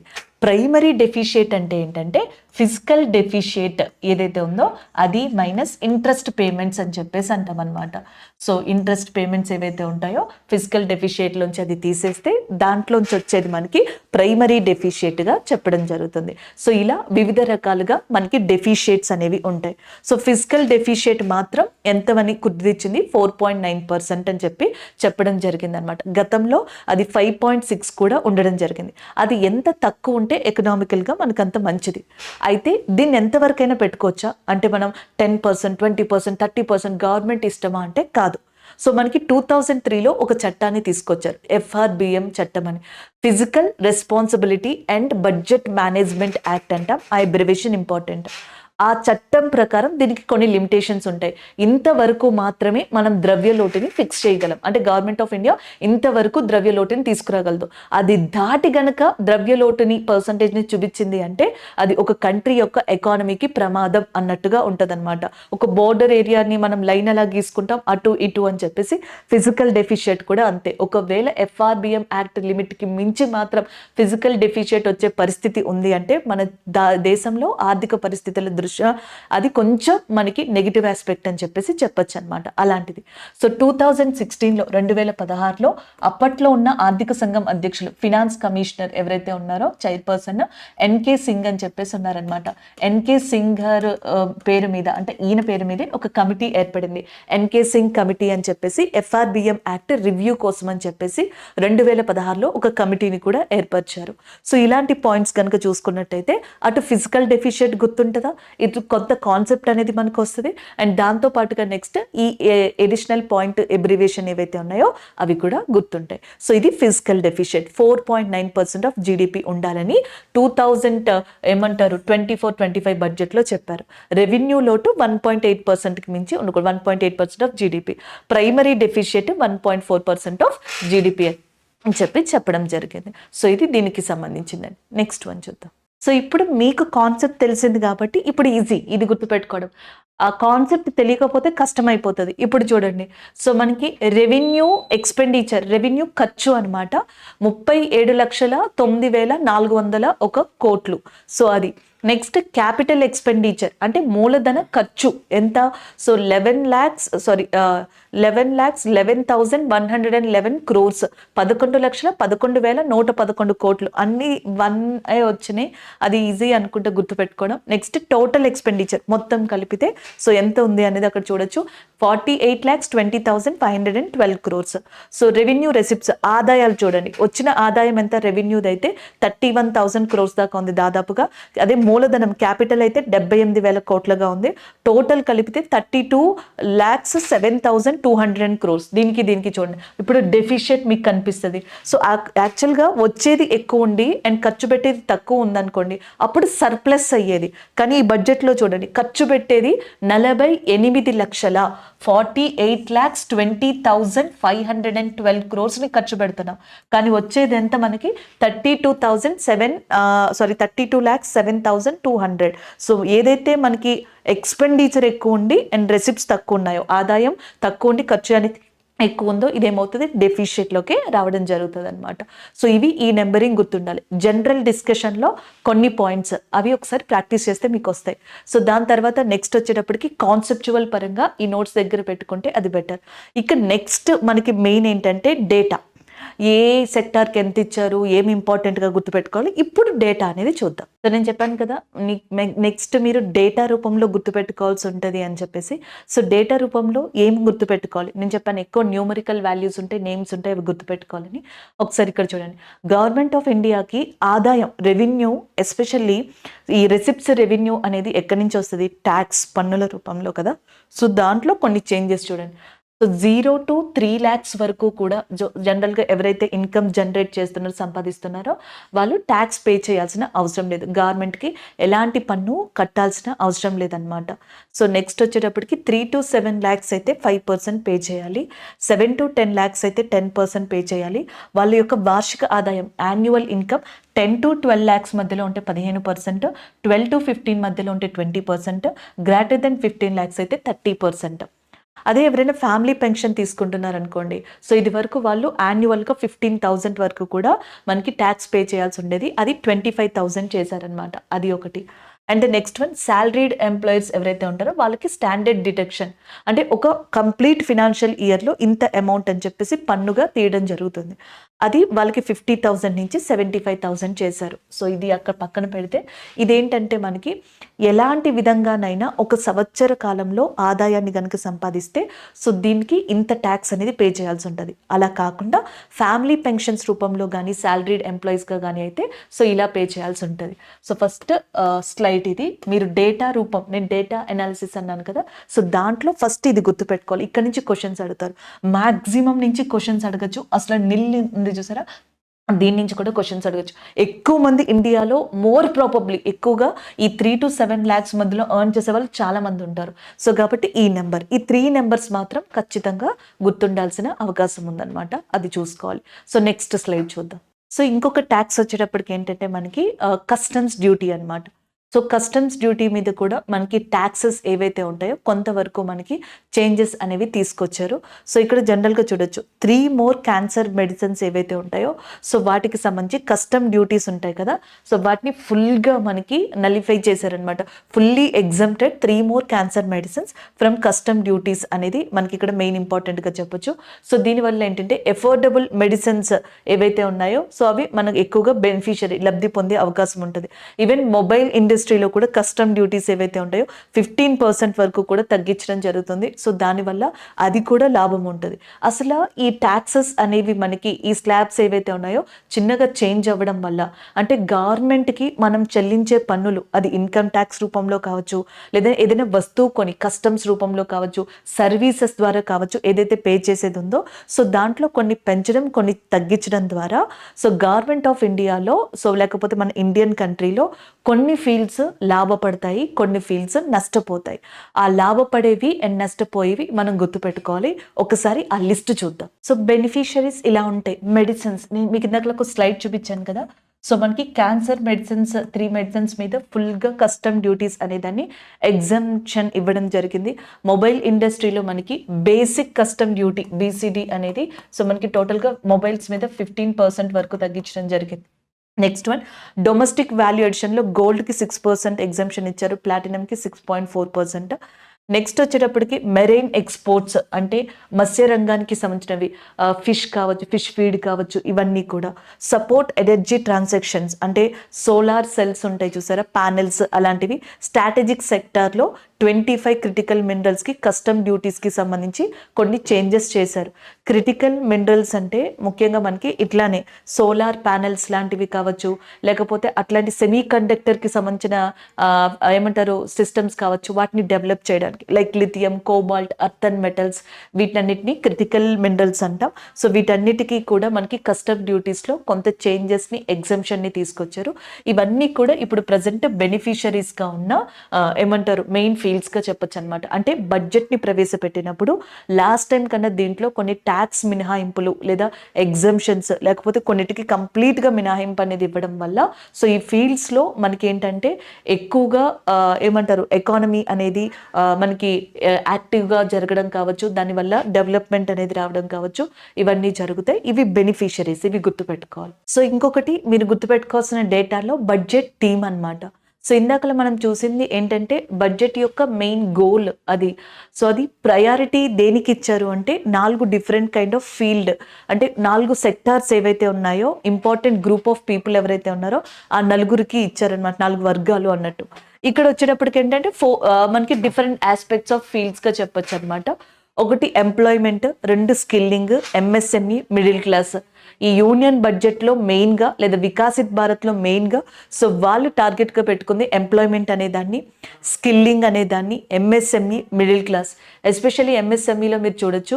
సో ఏదైతే ఎంఎస్ఎంఈనే మెయిన్ టార్గెట్గా ఒక ముద్రా యోజన అనే దాన్ని తీసుకొచ్చారు.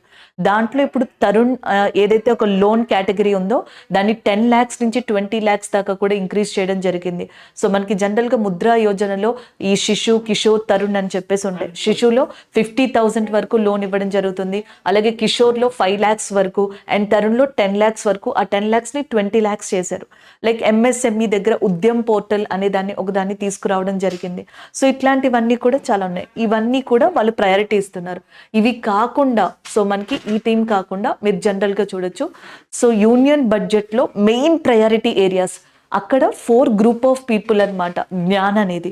సో దాని తర్వాత మెయిన్గా యూనియన్ బడ్జెట్ అంతా ఆ 4 ఏవైతే ఉన్నాయో middle class, MSME, skill, employment మీద బేస్ అయ్యి ఉంది. అవి కాకుండా మెయిన్ ఓరియంటేషన్ వాళ్ళు ఏ ఫీల్డ్స్కి ఇచ్చారంటే ఒకటి ప్రొడక్టివిటీ ఇన్ అగ్రికల్చర్ అనే దానికి ఇచ్చారు, అండ్ ఎనర్జీ సెక్యూరిటీ, సోలార్కి సంబంధించి కావచ్చు, ఇలాంటి వాటికి. ఇన్ఫ్రాస్ట్రక్చర్ మీరు చూడొచ్చు, రోడ్స్ అండ్ ట్రాన్స్పోర్టేషన్లోనే మనకి మెయిన్గా దాన్ని కనిపించడం జరుగుతుంది. ఎంప్లాయ్మెంట్ అండ్ స్కిల్లింగ్ అనే దాంట్లో ఇచ్చారు. Urban development, innovation and R&D, social justice, manufacturing services, next generation reforms. Next generation reforms అంటే ఆల్రెడీ మీకు తెలుసు. సో ఆల్రెడీ వికాసిత్ భారత్లో ఈ 9 థీమ్స్ కూడా ఇన్ టర్మ్ బడ్జెట్ వచ్చినప్పుడే మనకి కంప్లీట్గా దీనికి సంబంధించిన కొంత ఇన్ఫర్మేషన్ అనేది రావడం జరిగింది. సో దాన్ని ఇక్కడ ఒకసారి మళ్ళీ మీకు గుర్తు చేయడం జరుగుతుంది అనమాట. సో థీమ్లో టోటల్గా 9 ఫీల్డ్స్ ఉన్నాయి. ఈ 9 ఫీల్డ్స్కి ప్రయారిటీ అనేది ఇవ్వడం జరిగింది. అక్కడ 4 గ్రూప్ ఆఫ్ పీపుల్, ఇవి 9 డిఫరెంట్ కైండ్ ఆఫ్ ఏరియాస్ అనమాట యూనియన్ బడ్జెట్ ఫోకస్ చేసింది అని చెప్పేసి అంటున్నారు. ఈ 9 కూడా నెంబర్ అయినా గుర్తుపెట్టుకోవాలి. అట్లీస్ట్ ఇవి మీకు గుర్తుండకపోతే నెంబర్నైనా గుర్తుపెట్టుకోవడానికి ట్రై చేయాలి. కొన్ని హిస్టారికల్ బ్యాక్గ్రౌండ్ పాయింట్స్ కూడా చూద్దాం. అంటే క్వశ్చన్స్ అడిగితే జనరల్ డిస్కషన్ అని, లేకపోతే డేటా అని, లేకపోతే కాన్సెప్చువల్ అడగచ్చు, లేదా బడ్జెట్ బ్యాక్గ్రౌండ్ నుంచి కూడా అడగచ్చు. సో ఫస్ట్ మనకి బడ్జెట్ అనే దాన్ని వ్యాలిట్ లేదా బోగొట్టే అనే వర్డ్ ఏదైతే ఉందో సో దాని నుంచి తీసుకురావడం జరిగింది. అది ఒకటి గుర్తుపెట్టుకోవాలి. అలాగే నెక్స్ట్ జేమ్స్ విల్సన్ ఎవరైతే ఉన్నారో సో ఆయన ఫస్ట్ బడ్జెట్ని April 7th, 1816 ప్రవేశపెట్టడం జరిగింది. అది ఇంకొక ఇంపార్టెంట్.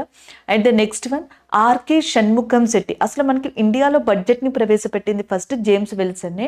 కాకపోతే ఇండియాకి ఇండిపెండెన్స్ వచ్చిన తర్వాత మనకి బడ్జెట్ని ప్రవేశపెట్టిన వ్యక్తి అది షణ్ముఖం శెట్టి గారు. కానీ జనరల్గా ఫుల్ ఫ్లెడ్జ్డ్ బడ్జెట్ని అండ్ ఫస్ట్ రైల్వే బడ్జెట్ని కూడా ప్రవేశపెట్టింది జాన్ మథై గారు. రైల్వే బడ్జెట్ సెపరేట్గా రావాలి అని సూచించిన కమిటీ యాక్వర్త్ కమిటీ 1924లో అది సూచించడం జరిగిందనమాట. Is it clear? ఓకేనా? నెక్స్ట్ అసలు first female prime minister Indira Gandhi గారు, ఫస్ట్ ఫీమేల్ ఫినాన్స్ మినిస్టర్గా కూడా బడ్జెట్ని ప్రవేశపెట్టింది ఇందిరాగాంధీ గారే. అలాగే ఎక్కువ సార్లు బడ్జెట్ ప్రవేశపెట్టింది మొరార్జీ దేశాయ్ గారు, 10 times అనమాట. 1959 to 63లో, 67 to 69 మధ్యలో ప్రవేశపెట్టారు. మన్మోహన్ సింగ్ గారు బడ్జెట్ని మాట్లాడినప్పుడు ఎక్కువ పదాలు యూజ్ చేశారు. దాదాపుగా మనకి 14,000 వర్డ్స్కి పైగా ఆయన యూజ్ చేయడం జరిగింది అనమాట. ఇంకా ఎక్కువే యూజ్ చేశారు. ఈయన 5 సార్లు బడ్జెట్ని ప్రవేశపెట్టారు. తక్కువ పదాలని, దాదాపుగా 800 పదాలని తన బడ్జెట్లో యూజ్ చేసిన వ్యక్తి హీరూభాయ్ ఎం పటేల్గా చెప్పొచ్చు అనమాట. Very few words. And the next one Nirmala Sitharaman గారు. సో దాదాపుగా 2 hours 42 minutes వరకు కూడా లాంగెస్ట్ బడ్జెట్ స్పీచ్ ఇచ్చిన ఫినాన్స్ మినిస్టర్ నిర్మలా సీతారామన్ గారు ఉన్నారు. ఇన్ టర్మ్ బడ్జెట్లో ఆమె 60 minutesలో బడ్జెట్ ప్రసంగాన్ని ముగించారనమాట. నెక్స్ట్ వన్ బ్లాక్ బడ్జెట్ అని ఇందిరాగాంధీ గారి కాలంలో ప్రవేశపెట్టిన 1973 బడ్జెట్ని అంటాం. అప్పుడు డెఫిషియట్ 500 కోట్లు చూపించింది. అలాగే నెక్స్ట్ డ్రీమ్ బడ్జెట్ అని 1997ని పిలవడం జరుగుతుంది. ఇక్కడ కార్పొరేట్ ట్యాక్స్ అని, ఎకనామిక్ రిఫార్మ్స్కి సంబంధించిన కారిడార్ ప్రాజెక్ట్స్ ఇవన్నీ కూడా ఈ బడ్జెట్లో ఇంట్రడ్యూస్ చేయడం జరిగింది. యశ్వంత్ సిన్హా గారు ఫినాన్స్ మినిస్టర్గా ఉన్నప్పుడు IT ఐటీ సెక్టార్లో ఇంకా బూస్టప్ ఇచ్చేందుకు ఎక్కువ ప్రాధాన్యం ఇచ్చిన బడ్జెట్ 2000 ఇయర్లో. ఆ బడ్జెట్ని మిలీనియం బడ్జెట్ అని చెప్పేసి పిలుస్తారు. ఇండియా పేపర్లెస్ బడ్జెట్ని ఫస్ట్ టైం 2021 ఫిబ్రవరిలో ప్రవేశపెట్టింది. కానీ అంతకన్నా ముందరే ఒక స్టేట్ పేపర్లెస్ బడ్జెట్ని ప్రవేశపెట్టింది తన రాష్ట్రంలో, అది ఉత్తరప్రదేశ్. ఫస్ట్ స్టేట్ పేపర్లెస్ బడ్జెట్ని తీసుకొచ్చింది ఉత్తరప్రదేశ్గా చెప్పొచ్చు. అది మన పార్లమెంట్లో అయితే 2021లో స్టార్ట్ చేశారు. డిఫరెంట్ బడ్జెట్ నేమ్స్ ఏంటి, ఏ ఫినాన్స్ మినిస్టర్స్కి సంబంధించి బడ్జెట్లో ప్రాధాన్యత ఉంది, సో ఇవన్నీ కూడా ఇక్కడ ఇచ్చాను. ఈ కొన్ని పాయింట్స్ అనేవి ఒకసారి జాగ్రత్తగా చూడండి. ఇంకొన్ని పాయింట్స్ చూద్దాం, సో దాంతో కన్క్లూడ్ చేద్దాం. ఫాదర్ ఆఫ్ ఇండియన్ బడ్జెట్ అని చెప్పేసి ఆర్కే షణ్ముఖం శెట్టి గారిని పిలవడం జరుగుతుంది. మన ఫస్ట్ బడ్జెట్ని ఆర్కే షణ్ముఖం శెట్టి గారు ప్రవేశపెట్టినప్పుడు మన ఎక్స్పెండిచర్ అంటే మనం ఖర్చు పెట్టేది ఎంత అనుకున్నామంటే బడ్జెట్ ఎస్టిమేషన్ 197.29 crores, అంటే దాదాపుగా 198 కోట్లు. సో ఈరోజు చూడొచ్చు దాదాపుగా మన ఎక్స్పెండిచర్ అంటే మన బడ్జెట్ ఎస్టిమేషన్ ఇప్పుడు 48 lakhs crores దాకా ఉంది, కానీ అప్పుడు 197.29 crores. నిర్మలా సీతారామన్ గారు బడ్జెట్ని 7th టైం ఇప్పుడు ప్రవేశపెట్టడం అని చెప్పేసి చెప్పొచ్చు అనమాట. అంతేకాకుండా మనకి అగ్రికల్చర్ బడ్జెట్ అనేది ఇండియాలో ఒకటి ఇంట్రడ్యూస్ అయింది 2011లో దాన్ని ఫస్ట్ టైం కర్ణాటక ఇంట్రడ్యూస్ చేసింది. దాని తర్వాత ఆంధ్రప్రదేశ్, దాని తర్వాత తమిళనాడు కూడా అగ్రికల్చర్ బడ్జెట్ని ప్రవేశపెట్టాయి. ఇవి కొన్ని హిస్టారికల్ బ్యాక్గ్రౌండ్. యాక్చువల్గా ఇలా ఫ్రంట్కి వెళ్ళాలి, హిస్టారికల్ బ్యాక్గ్రౌండ్, దాని తర్వాత కాన్సెప్ట్, సో దాని తర్వాత నెక్స్ట్ డేటా, దాని తర్వాత జనరల్ డిస్కషన్ చూడాలి. అలా చూస్తే మనకి బడ్జెట్ కొంచెం టఫ్గా అనిపిస్తుంది అనమాట. సో ఫస్టే ఇలాంటివి నేర్చుకుంటూ ఉంటుండే త్వరగా గుర్తుండవు. సో ఇప్పుడు ఎక్కువ న్యూస్లో వస్తుంది బడ్జెట్కి సంబంధించి జనరల్ డిస్కషన్ కదా, అది మనం కంప్లీట్ చేసుకున్నాం. ఏ మినిస్ట్రీకి ఎవరు ఇచ్చారు, ఎంత ఇచ్చారు, ఇవన్నీ కూడా ఇప్పుడు మనకి గుర్తుంటాయి. దాంతోపాటు కొంత కరెంట్ అఫైర్స్ని యాడ్ చేశాం కాబట్టి అది మనకి బెనిఫిషియరీనే చెప్పాలన్నమాట. సెకండ్ వచ్చేటప్పటికి కాన్సెప్ట్స్ చూసుకున్నాం. ఎకానమీ పరంగా కొంత మనకి ఆ ఐడియా అనేది రావడానికి ఉంది. ఇప్పుడు revenue expenditure, physical deficit, budget deficit 1-2 సార్లు అనుకుంటే మీకు అవి వచ్చేస్తాయి. సో అవి కూడా గుర్తుంటాయి. అండ్ మూడోది వచ్చేటప్పటికి డేటా, కొన్ని టేబుల్స్ ఇచ్చాను కదా, చాలా తక్కువ ఇచ్చాను, అవి ఒకసారి చూసుకోవాలి. అండ్ ఫోర్త్ వన్ ఓవరాల్గా హిస్టారికల్ బ్యాక్గ్రౌండ్. సో ఇవి నేర్చుకున్నట్టయితే ఒకసారి ఈ బేస్ అంతా మీకు పడిపోతే దాని తర్వాత బడ్జెట్లోని ఒక్కొక్క అంశాన్ని కొన్ని అంశాలు మనం క్షుణ్ణంగా డిస్కస్ చేయాల్సి ఉంటుంది. అలాంటివి చేస్తే కనుక ఈ ఓరియంటేషన్లో ఎలాంటి క్వశ్చన్ ఇచ్చినా సరే ఆన్సర్ చేయొచ్చు. ఐ హోప్ ఈ వీడియో మీకు సబ్జెక్ట్ పరంగా, కరెంట్ అఫైర్స్ పరంగా, అలాగే జీకే లేదా డేటా పరంగా కూడా ఉపయోగపడుతుందని అనుకుంటున్నా. Thank you.